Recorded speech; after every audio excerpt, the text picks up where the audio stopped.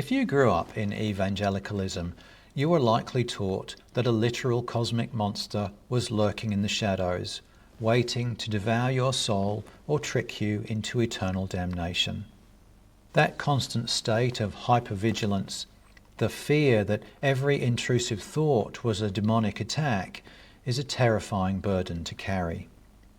If you're healing from that fear today, I want to assure you this isn't a space for hellfire lectures, scare tactics, or theological threats. You don't have to defend your right to doubt and question here. This channel is a sanctuary to deconstruct those fear-based myths and discover a rational, liberating path forward. When bad things happen, the human mind desperately looks for an explanation. For centuries, humanity has asked, if God is good, why is life so painfully unfair? The New Testament scholar Bart Ehrman highlights something fascinating about how the idea of a literal Satan evolved. Early in ancient history, people assumed that whenever suffering hit, God was punishing them for their own failures. But over time, people realized that didn't add up. They thought, we are striving to live as we've been commanded. Why are we still suffering under abusive systems and foreign empires? To solve that crisis of faith, a new idea gained traction, the Cosmic Scapegoat. The belief that there was an evil anti-God working behind the scenes, pulling the strings and causing all human misery. But what if we step away from the literal monster in the red suit? Is there a way to understand these ancient biblical terms without falling into fear or superstition? The 18th century scientist and theologian Emanuel Swedenborg offered a perspective that I found deeply liberating. He suggested that Satan, or the devil, is not a singular, fallen, angelic entity. Instead, these names represent internal influences and states within human consciousness.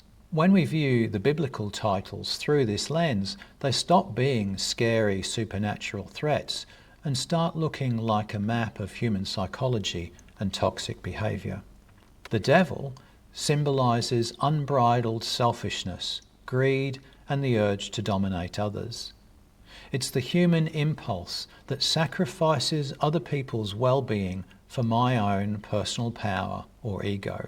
Satan signifies false ideas, especially dogmatic lies, falsified religious doctrine, and those destructive errors that actively attack and oppose divine truth.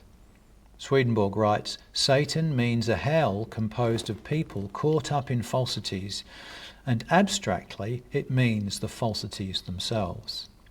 And the serpent represents the sensual level of the mind, reasoning from sense impressions, appearances, worldly interests and bodily desire, while separating these from spiritual truth.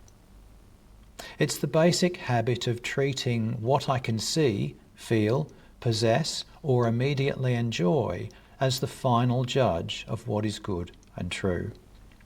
When we see these titles as patterns of thought and societal forces, we stop staring at the sky in terror. We start recognizing how these destructive patterns operate in our culture, in abusive institutions, and within our own minds. Now, a very important objection arises here, one that Bart Ehrman points out in his critique of Stoic philosophy. If we say Satan isn't a literal external monster, but an internal human dynamic, are we blaming victims for their own suffering? If you've survived religious abuse, spiritual trauma, or systemic injustice, is it your fault? The answer is an absolute, uncompromising no. We have to draw a firm line between external cause and internal agency. You are never responsible for the harm, abuse, or injustice inflicted upon you. Systemic oppression, predatory church leadership, and tragic life events are real, and they are wrong. We must name them, show deep compassion for the hurt, and fight for justice. But what you do retain is ownership over your own healing and your own spirit. If we believe in a literal, supernatural devil who controls our lives, we turn ourselves into helpless victims. We throw our hands up and say, "The devil made me do it," or "demonic forces are ruining my life." We surrender our power to an external bogeyman. Deconstructing the devil allows us to realize that while we cannot always control external pain, we can choose whether we allow that pain to turn us into bitter, cruel, or vengeful people. External hardship is simply the arena.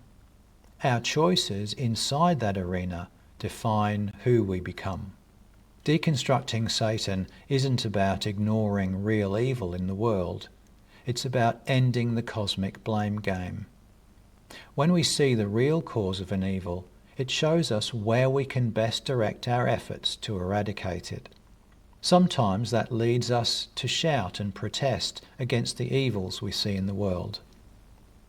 And sometimes I will recognize that change begins with me. When you look back at your own life, how did belief in a cosmic devil impact you? I'd love to hear your thoughts. Let's talk about it in the comments below. Thanks for watching.